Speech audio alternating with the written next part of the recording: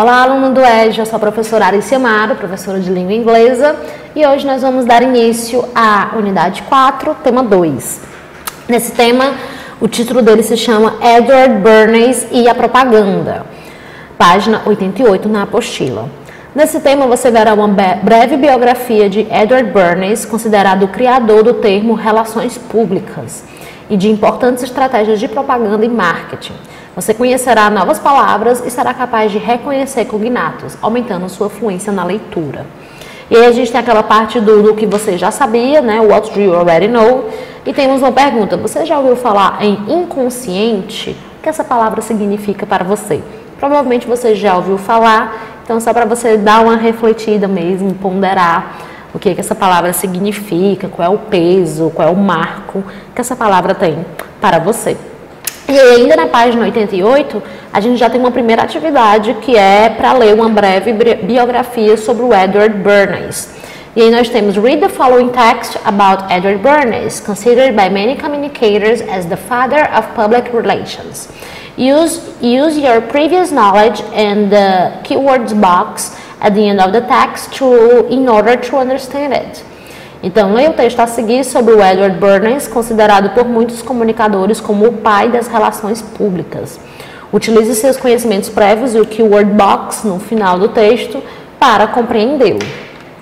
E aí a gente tem um pequeno texto sobre a história do Edward. Edward Bernays e as relações públicas, né? And public relations. Edward Louis Bernays was born in Vienna, Austria in 1891 and was the nephew of the well-known founder in psychoanalysis Sigmund Freud.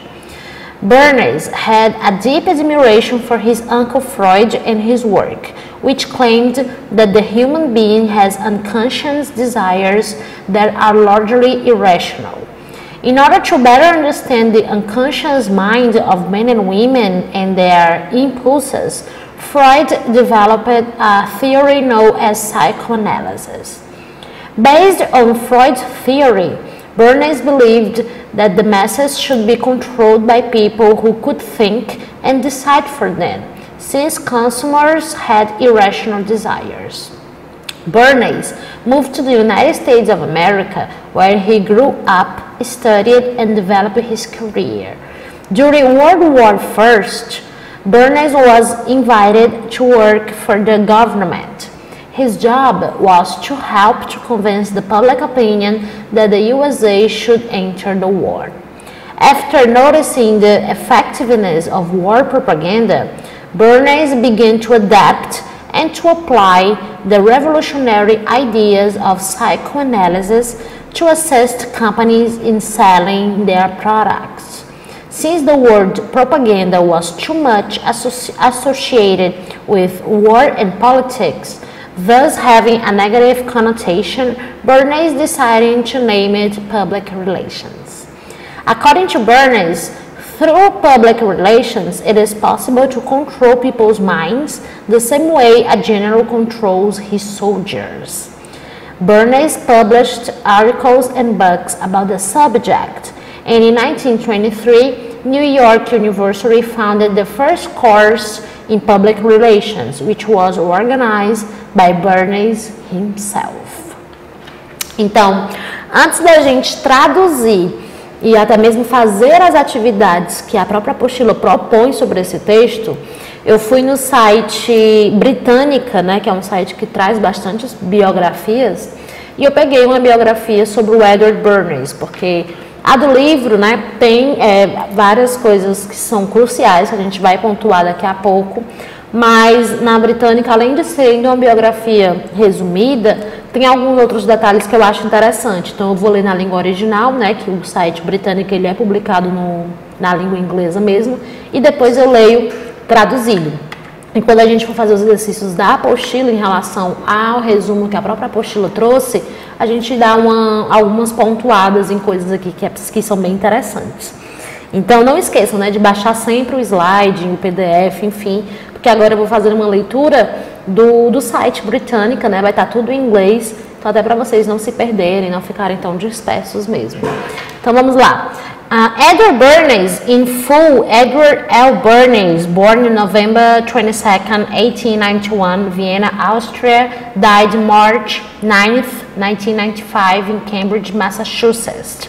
Pioneer American publicist who is generally considered to have been the first to develop the idea of the professional public relations counselor, which means one who draws on the social science in order to motivate and shape the response of a general or particular audience. Bernays was a year old when his parents moved to New York City from Austria, where his uncle, the psychoanalyst Sigmund Freud, was beginning his work. His mother was Freud's sister, Anna, and his father was a successful grain merchant. After graduating from high school at the age 16, Bernays attended Cornell University, where to placate his father, he earned a degree in agriculture in 1912. He abandoned farm products after a brief obligatory sally into the grain market and found work editing American Review. This brought to his attention a play, Damaged Goods, whose would-be producer found popular taboos against the subject, venereal disease, insuperable. Bernays organized a scheme to muster endorsements of the play by civic leaders, and as a result, the play was produced successfully and Bernays found his true calling. Bernays organized a scheme to muster endorsements of the play by civic leaders. After World War I, Bernays endorsed Fleischmann, 1891 and 1980, who he later married, opened their own public relations office. Their first clients included the U.S. War Department, which wanted to persuade business to hire returning war veterans, and the Lithuanian government, which was lobbying for recognition by the United States. For one client, Venida Harnett, Bernays publicized the danger of women workers wearing long, loose hair in factories and restaurants. As a result, several U.S. states passed laws requiring factory workers and female food service employees to wear hairnets. They organized soap carving competitions for the ivory soap of his client Procter & Gamble. A vigorous spokesman and advocate for public relations into his 90s, Bernays was the author of many books, among the most influential of which were Crystallizing Public Opinion 1923, Propaganda 1928, and Public Relations 1952. He edited The Engineer of Consent 1955, the title of which is his oft-quoted definition of public relations. Então, todo esse texto aqui, agora a gente vai ler traduzido, né? E eu coloquei a tradução, aquelas traduções automáticas mesmo do site, tá? Então é até uma dica também, né? Que a gente pode sempre tentar praticar uma leitura numa língua estrangeira e se não quiser ficar copiando e colando para traduzir num outro site, usar a própria ferramenta do Google, né? De traduzir todo aquele texto. Então, usando essa ferramenta, a tradução ficou assim. O Edward Bernays, na íntegra, Edward L. Bernays, nascido em 22 de novembro de 1891 em Viena, na Áustria, e falecido em 9 de março de 1995 em Cambridge, Massachusetts, nos Estados Unidos, foi um publicitário americano pioneiro que geralmente é considerado o primeiro a desenvolver a ideia do profissional conselheiro de relações públicas, ou seja, aquele que se baseia nas ciências sociais para motivar e moldar a resposta de um público geral ou particular. Bernays tinha 1 ano quando seus pais se mudaram da Áustria para Nova York, onde seu tio, o psicanalista Sigmund Freud, estava começando seu trabalho. Sua mãe era irmã de Freud, Anna, e seu pai era um comerciante de grãos bem-sucedido. Depois de se formar no ensino médio aos 16 anos, Bernays frequentou a Cornell University, onde, para aplacar seu pai, se formou em agricultura em 1912. Ele abandonou os produtos agrícolas após uma breve saída obrigatória para o mercado de grãos e encontrou trabalho editando uma revisão médica. Isso chamou sua atenção para uma peça chamada Damaged Goods, cujo candidato a produtor considerou os tabus populares contra o assunto, doenças venéreas insuperáveis. Bernays organizou um esquema para angariar endossos da peça por líderes cívicos e, como resultado, a peça foi produzida com sucesso e Bernays encontrou sua verdadeira vocação. Após a Primeira Guerra Mundial, Bernays e Doris Fleischmann, com quem ele se casou mais tarde, abriram seu próprio escritório de relações públicas. Seus primeiros clientes incluíam o Departamento de Guerra dos Estados Unidos. Queria persuadir as empresas a contratar veteranos de guerra que retornavam e o governo lituano que fazia lobby pelo reconhecimento dos Estados Unidos. Para uma cliente, a rede de cabelo Venda, Bernays divulgou o perigo de as trabalhadoras usarem cabelos longos e soltos em fábricas e restaurantes. Como resultado, vários estados dos Estados Unidos aprovaram leis exigindo que operárias e funcionárias de serviço de alimentação usassem redes de cabelo. Então, olha só, ele tinha uma cliente, né, que fazia, né, que fabricava, trabalhava com essas redes de cabelo. Ele fez toda uma campanha, né, utilizou um marketing, né, e que realmente, de fato, é uma questão de higiene, mas o foco não era no bem-estar, na saúde das pessoas que fossem se alimentar, por exemplo, naqueles restaurantes. O foco era que as pessoas fossem atrás de comprar, né, de comercializar essas redes de cabelo, o que acabou tendo sucesso, porque acabou que várias leis entraram em vigor e que obrigavam as pessoas a utilizar essas toucas, né? Ele organizou competições de escultura de sabão para o sabonete Ivory do seu cliente Procter & Gamble. Um vigoroso porta-voz e defensor das relações públicas nos anos 90, Bernays foi o autor de muitos livros. Entre os mais influentes deles estavam Cristalizando a Opinião Pública, Propaganda e Relações Públicas. Ele também editou o livro The Engineering of Consent, como se fosse a engenharia do consenso ou do consentimento, né? Cujo título é sua definição frequentemente citada de relações públicas. Então, atualmente, né, tipo século XXI, para a gente pode parecer até uma coisa assim, meio que óbvia, né? Mas a gente levando em consideração o período e a falta de estudo, de realmente essa profundidade, né, nesse assunto da propaganda, do marketing, das relações públicas, o termo marketing acredito que nem era usado para a época, né? O Edward Bernays foi realmente um visionário, né? Porque para a época, inclusive, as mídias nem eram tão evoluídas como atualmente são. Então, foi uma coisa, um pensamento até um tanto que genioso, né? Realmente, visionário é a palavra que melhor se adequa para isso. Porque as técnicas, né, várias coisas que ele escreve nos livros dele são estudados, são propagados, são levados muito a sério até os dias de hoje. E no texto que a gente tinha da apostila, né, que trazia um breve resumo também, ele falava, no penúltimo parágrafo, ele fala assim: de acordo com Bernays, através das relações públicas é possível controlar a mente das pessoas da mesma maneira que um general controla os seus soldados. Então, a gente pode até ver como um ponto meio que negativo, né? Mas claro que tudo depende do ponto de vista e da forma que é feita. Mas realmente ele tem razão, é uma forma de meio que moldar, de cativar, de manipular mesmo, entrar na cabeça das pessoas e fazer com que elas realmente comprassem aquele discurso, né? Se convencessem, que ainda tivesse um pouco em oposição, acabaria que por convencido por conta dessas jogadas de marketing, né? E aí na própria apostila também nós temos alguns exercícios que fala assim: leia o texto novamente, né? E encontre as seguintes informações sobre o Edward Bernays. Então o texto ele vai pedir que a gente responda em inglês, né? Mas as informações são: the year when he was born, the place where he was born, the name of his uncle, the country where he grew up, in the year when New York University started a course in public relations organized by him. Então, traduzindo, o que eles querem saber, né? O ano que ele nasceu, o local que ele nasceu, o nome do seu tio, o país em que ele cresceu, não em que ele nasceu, né? e o ano em que a Universidade de Nova York começou, né, deu início a um curso de Relações Públicas organizado pelo próprio Bernays.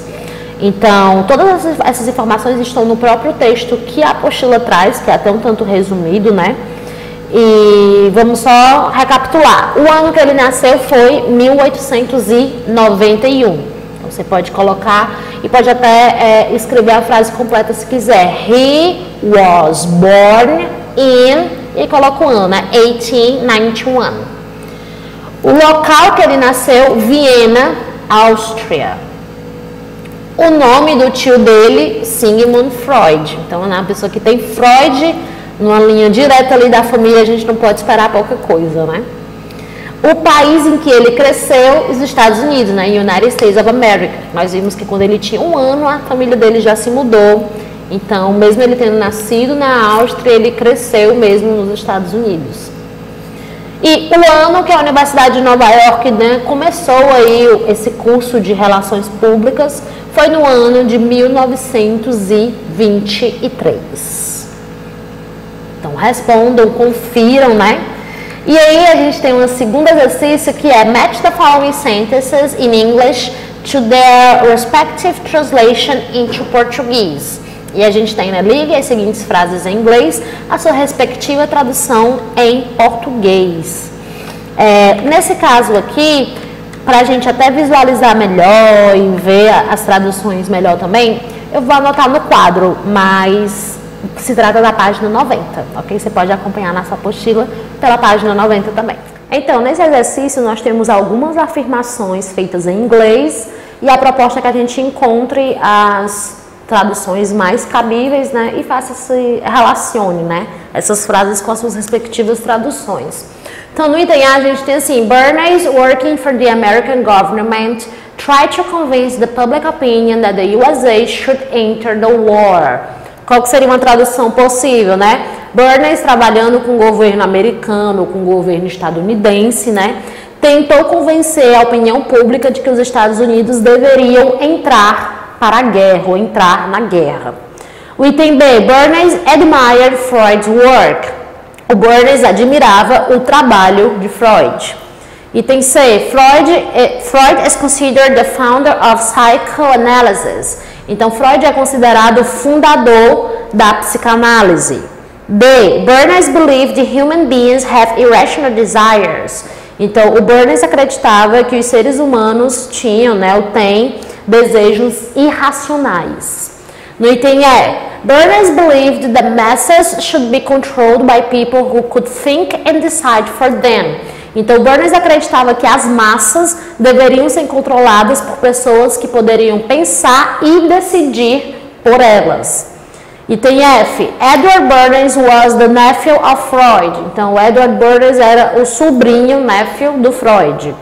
Item G, Psychoanalysis is a theory that intends to understand the human mind. Então, a psicanálise é uma teoria, né, que tem como objetivo entender, compreender a mente humana. E no item H, Freud claimed that the human being has unconscious irrational desires. Então, Freud afirmava, né, que os seres humanos têm desejos irracionais e inconscientes. Então, eu fiz as minhas traduções livres, né, na apostila, são traduções bem próximas, se não do jeito que eu fiz. E aí aqui eu já coloquei o gabarito da ordem correta, tá? Na ordem que tá lá as traduções fica assim: F, H, C, G, B, D, E e A. E tudo que foi dito aqui são coisas reais, são fatos, né? São afirmações que realmente, de coisas que aconteceram, como essa questão aqui das massas, né? É muito o que o Bernays deve falar bastante nos livros dele, né? Sobre a questão de que se a pessoa está num pensamento ali de massa, de alienação, então ela deve, né? Ele até usa o should, então ela deve sim ser controlada por outras pessoas. Então outras pessoas irão decidir, irão moldar a opinião não só de um indivíduo, mas de vários, né? Toda uma massa envolvida nisso. Então, tá aqui o gabarito e vamos fazer mais outras atividades ainda da mesma unidade, do mesmo tema, sobre todo esse assunto do Edward Bernays. Então, agora, da página 91, nós temos uma Activity 2, Practicing Sentence Translation. Então aqui eu já vou trazer meio que o meu gabarito, né? A proposta que você já tenha feito, já tenha tentado traduzir, e agora aqui só para você checar, lembrando que, por exemplo, a tradução que eu vou fazer pode ser diferente da tradução que você fez, mas se tiver o mesmo caminho, né, a mesma lógica, o mesmo sentido no fim de tudo, tá ok. Porque, né, no inglês e em várias outras línguas a gente pode facilmente traduzir uma palavra com outros sinônimos, mas se tiver na mesma lógica, tá ok. Então a primeira frase é: Burdens began to adapt and to apply the revolutionary ideas of psychoanalysis to assist companies in selling their products. Então eu colocaria como o quê? Bernays começou, né, que é um verbo no passado, começou a adaptar e aplicar as ideias revolucionárias da psicanálise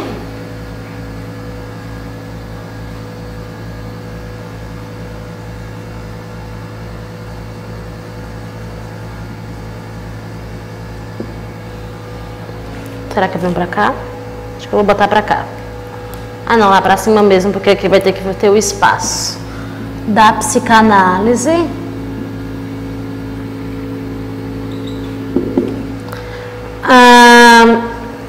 para ajudar empresas a vender os seus produtos.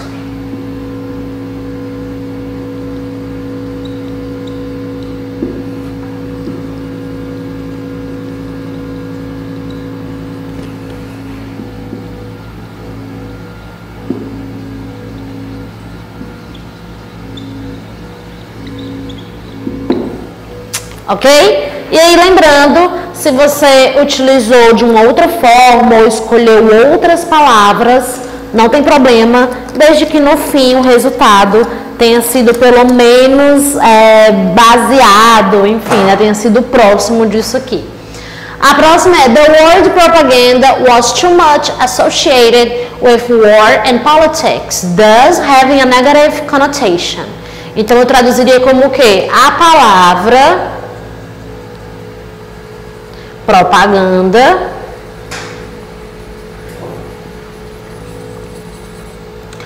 era muito associada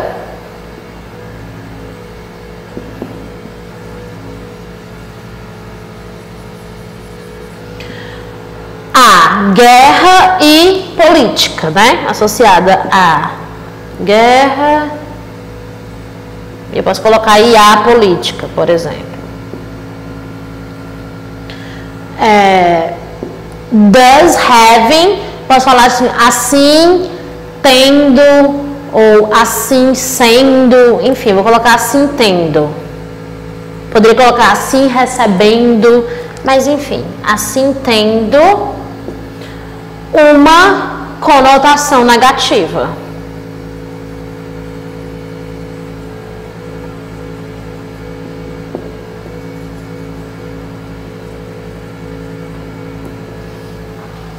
E nessa última nós temos: Bernays decided to use public relations instead of propaganda.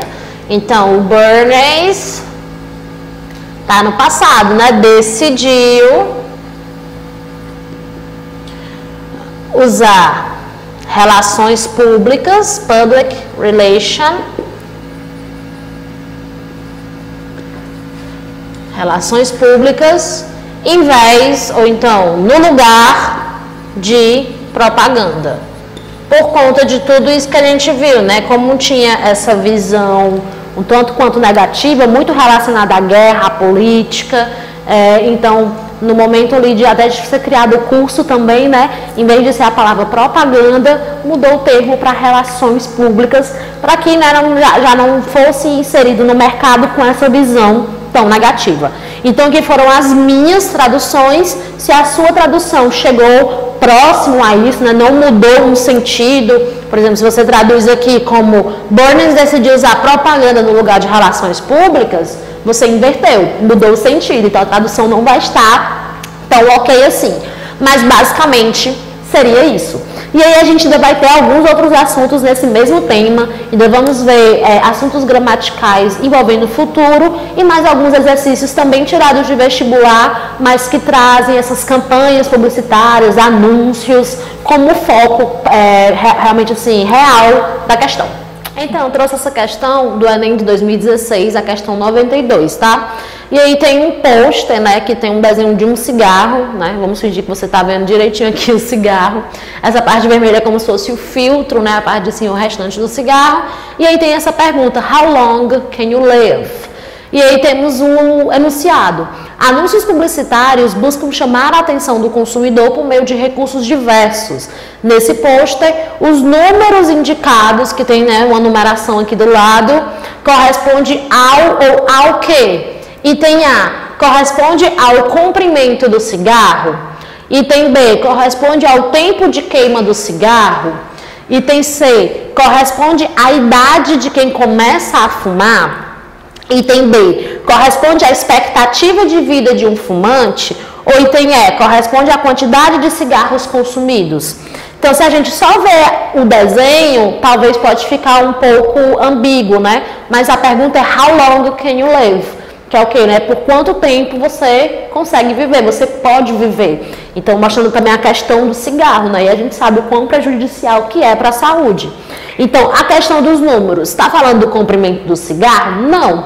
Até porque, né, acho que fica bem difícil a gente encontrar cigarros tão grandes assim. Geralmente tem um padrão, né? Um padrão de centímetros exato para o tamanho, até para caber na caixa e tudo mais. Então, nada a ver. O tempo de queima do cigarro também não. E acredito eu que o tempo de queima pode ter a ver tanto com marca com quanto que a pessoa puxa, né? Então, mas não tem nada a ver com aquilo ali. Idade de quem começa a fumar também não. Até porque a gente tem ali 10, 20, tem 60, o foco não é falar da idade. A expectativa de vida de um fumante, sim, principalmente por causa da pergunta, né? Quantidade de cigarros consumidos, não. O que realmente direciona a gente que se trata disso, né? E que esses números estão correspondendo à expectativa de vida, é a pergunta, né? E a gente tem o verbo live, que é o verbo viver. Então, poderia ficar um pouco confuso, mas com essa pergunta fica bem claro qual que é a proposta, né? E também todo o conhecimento que já é praticamente de todos do quão prejudicial e o quanto a expectativa de vida pode ser reduzida quando a pessoa faz o uso do cigarro. Então, tá aqui mais uma questão de vestibular que utiliza o anúncio publicitário. E, como eu falei, a gente ainda vai finalizar algumas coisas do tema 2 e no próximo tema ainda veremos várias coisas sobre as estratégias de marketing do Edward Bernays. Então, dando continuidade ainda na unidade 4, o tema 2, a gente vai entrar agora no assunto gramatical do futuro. Nós já tínhamos visto o presente simples, né, presente contínuo, presente perfeito, passado simples e as suas variantes também. Então, agora a gente vai ver como que vai funcionar a estrutura do futuro. Na página 92 tem uma tabela, que nem essa daqui, pra gente, e aí tem vários verbos que estão no presente, e aí a gente vai fazer esse treino, né? Escrevendo eles no passado e depois desenvolvendo eles para o futuro. E aí as 3 primeiras já estão completas, que é pra gente pelo menos relembrar, né? E ver alguns padrões também. Então, ó, o simple present, né? Presente simples, a gente tem o verbo to be, am, is e are. Esses verbos no passado, eles são was ou então were. E quando vai para o futuro, o que acontece? A gente vai utilizar essa estrutura will e aí o verbo vai voltar para a forma original dele.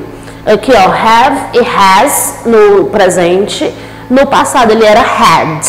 E aí quando vai para o futuro coloca o will e fica have. Da forma mais crua, digamos assim. Aqui o passado believed, o presente believe ou believers, se for terceira pessoa do singular. E quando vai para o futuro coloca o eu e o verbo vem para cá sem o D do passado, sem o S do presente. Então, seguindo essa lógica, nós temos aqui develop e ele na terceira pessoa, develops. Esse verbo ele é regular. E a gente viu que quando um verbo ele fosse regular e estivesse no passado, a gente iria acrescentar o ED. Então, aqui ele vai ficar developed. E para fazer o futuro, eu coloco essa minha partícula que é exclusiva do futuro e pego o verbo no infinitivo. Will develop. É bem simples. Move, moves. Ele também é regular. Então, basta a gente colocar o D, lembrando que quando o verbo termina em E, a gente aproveita esse E e coloca o D. E para fazer o futuro, coloca o will, coloca o verbo no infinitivo sem o to, obviamente. Will move. Grow up, grows up. Esse aqui é um verbo irregular. Então, ele no passado é grew up, com E. E ele aqui coloca o will e volta para o presente, né? Will grow up. Quando eu falo volta para o presente, é, enfim, o infinitivo. Um verbo sem nenhuma... Ele não está flexionado, não tem ED, não está na forma do passado do irregular, nem nada disso. Studies na terceira pessoa, nós vimos que quando o verbo termina em consoante mais Y e vai para o passado, a gente tira o Y e coloca IED. Então, studied. E, para fazer o futuro, coloca a estrutura will, que é obrigatório para o futuro simples, e coloca o verbo no infinitivo sem o to também, só o verbo study. Begins, terceira pessoa, ele é irregular. No passado ele é begin, com A, e ele aqui vai ficar will begin. Publish e publishes. Ele é regular, então a gente vai escrever ele e colocar o ED, published. E aqui o will, e pega o verbo do jeito que está aqui, publish. Esse último verbo, gente, eu coloquei esse asterisco, porque na apostila, acho que eles confundiram, eles colocaram a forma do passado aqui. Então, esse verbo que é o verbo encontrar, no presente ele é find, com I, e terceira pessoa finds. Quando ele vai para o passado, ele fica found. Aí na apostila, essa forma aqui está escrita no presente. Enfim, é uma confusão que pode acontecer, até porque são pronúncias bem parecidas, né? Find e found. E aí aqui ele vai ficar will find. Tudo que a gente viu, basicamente, a estrutura, né, de como que seria uma afirmativa. Então, a gente vai ver agora, só para se aprofundar um pouco mais e para ficar mais simples nessa questão do futuro, nós vamos ver como que seria a estrutura para fazer uma negativa, para fazer uma interrogativa, além também de ver mais alguns exemplos para ficar melhor, né, para internalizar melhor esse assunto. E aí eu peguei essa explicação do site solinguainglesa.com.br para a gente ver realmente, né, um pouco mais adentro sobre esse assunto. Então, o futuro simples é a forma verbal comumente usada para expressar eventos que ainda não aconteceram, né, justamente por se tratar de futuro. É formado com auxiliar modal, o eu, então vai ter que ter a presença do eu, tá? E o infinitivo do verbo, só que sem o to. Que a gente sabe que os verbos na língua inglesa, o infinitivo dele, que o nosso infinitivo é o AR, ER, e R no infinitivo é a presença do to antes do verbo. Então, quando se tratar de futuro, a gente não vai colocar o to. E tem uma forma contraída, que é o apóstrofo LL, e ele vai servir para todos os sujeitos. Então, por exemplo, se tem o I, o will, a forma contraída seria o I'll. Basicamente assim. E vale para todos, pode ser you, pode ser he, pode ser she, e geralmente os nativos vão falar assim. Às vezes pode ser um pouco complicado para pegar essa pronúncia, mas se pelo menos vocês já sabem, né, quando vocês assistirem alguma coisa, enfim, verem algum nativo falando, vão saber ao que está se referindo. E aí a estrutura da afirmativa, vamos, né, definir aqui a estrutura. Geralmente vai ter o quê? Vai ter um sujeito no começo da frase, vai ter o auxiliar, o eu, vai ter o verbo no infinitivo, mas sem o to. E o restante vai ser complemento da frase. Então, I will wait for you in front of the college. A gente pode traduzir como o quê, né? Eu vou esperar, ou então eu irei esperar, ou então eu esperarei, porque no português a gente tem muitas conjugações, é diferente da língua inglesa, né? Mas, enfim, se trata de futuro, a gente traduz de uma das maneiras que a gente fala do futuro na nossa língua. Então, por exemplo, eu vou esperar por você na frente da faculdade, né? Uma coisa que nem é passado, nem é presente, uma coisa que a pessoa está meio que dizendo ou que ela pretende fazer no futuro. O outro exemplo, they will help us when they have a time. eles vão nos ajudar, ou enfim, eles irão nos ajudar quando eles tiverem tempo. E outro exemplo, she will only be at home next month. Então, ela apenas estará em casa no próximo mês.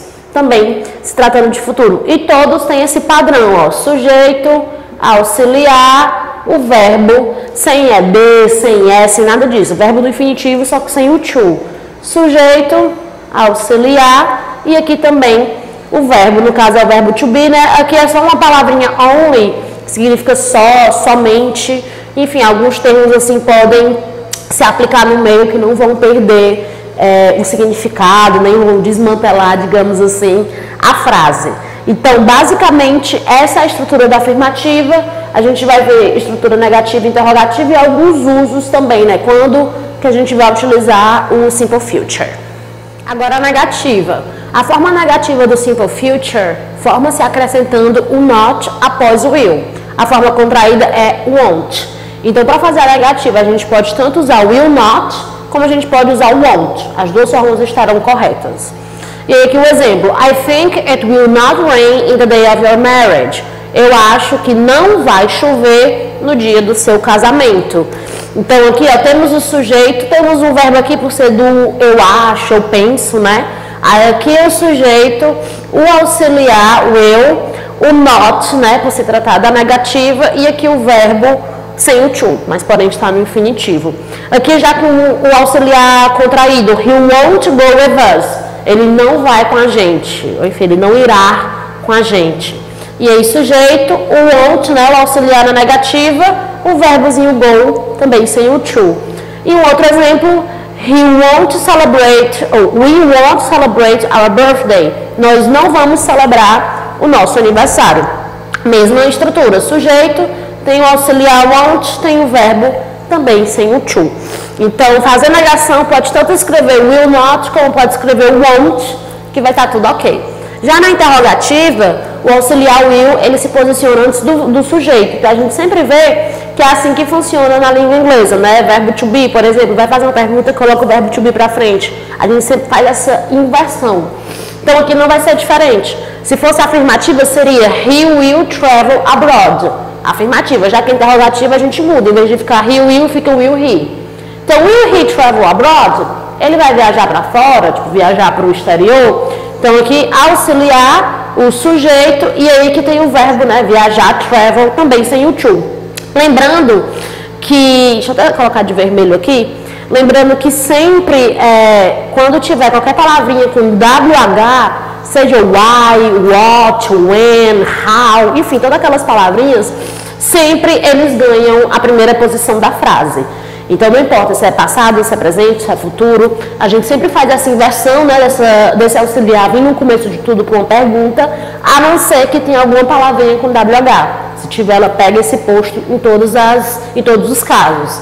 Então, where will you spend your vacation, né? Onde você vai passar as suas férias? Onde você passará as suas férias? Então, aqui veio a WH primeiro, para vir o auxiliar, para vir o sujeito, para vir o verbo spend, também sem o to.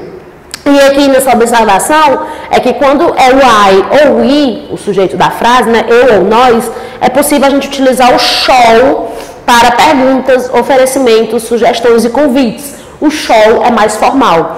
Então, talvez vocês vejam com bastante frequência em séries, também em músicas, o uso dessa expressão shall, que é um verbo modal, né? E ele vai servir geralmente para isso. Ele tem uma carga mais formal, geralmente ele é acompanhado do sujeito eu e o nós, e com essa colocação mesmo de uma sugestão, um convite, um oferecimento, por aí vai.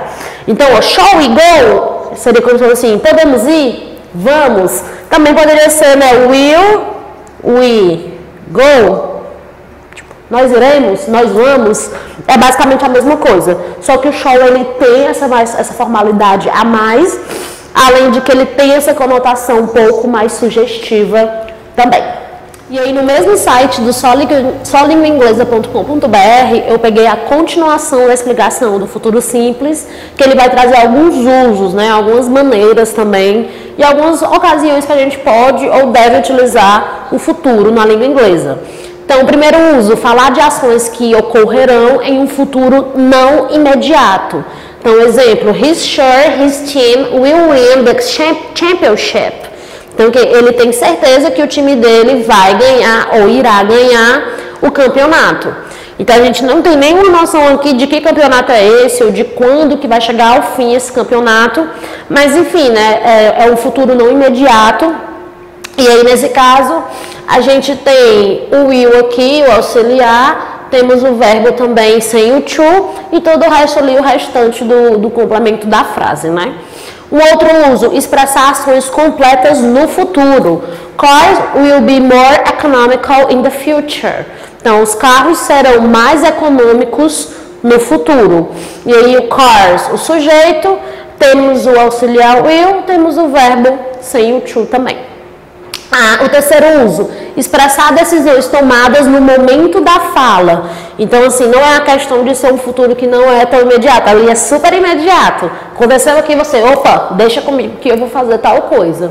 Então, ó, the phone is ringing, I will answer it. Então, o telefone está tocando, eu vou atender. Uma coisa que aconteceu ali no momento, alguém bateu na porta, não, eu vou lá abrir. Então, coisas bem imediatas mesmo. E aqui a gente tem a forma contraída do I will, né, que fica I'll.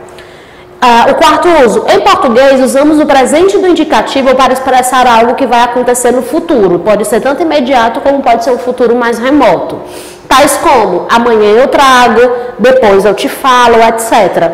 Então, no português isso é muito comum, né? A gente nem sempre fala, amanhã eu vou trazer, sei lá, a tua bolsa para te entregar.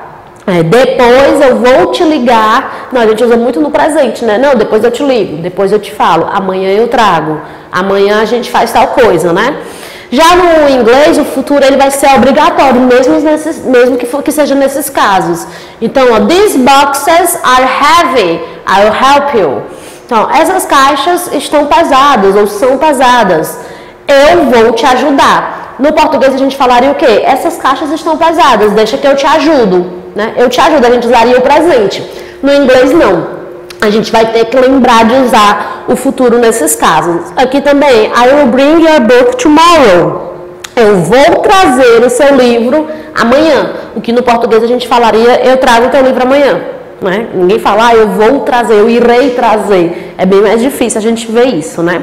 E a quinta aqui e o último também pode ser usado para fazer um pedido a alguém dando um tom polido, então é uma coisa mais educada. Exemplo, will you close the door? Né? Tipo assim, você pode fechar a porta? Ou então, will you bring me my coat, please? Então pode ter bastante a presença do please.